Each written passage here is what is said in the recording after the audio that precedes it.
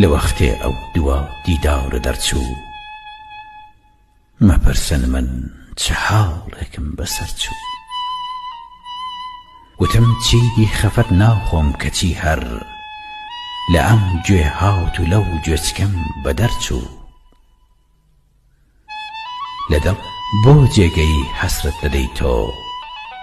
خدا ویستی ئەگەر هات و ئەگەر چوو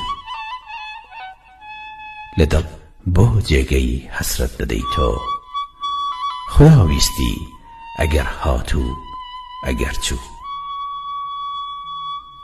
ئەگەر تاسەی بەهاری بێ خەزانی گەلێ عومرت بە خۆڕایی هەدەر چوو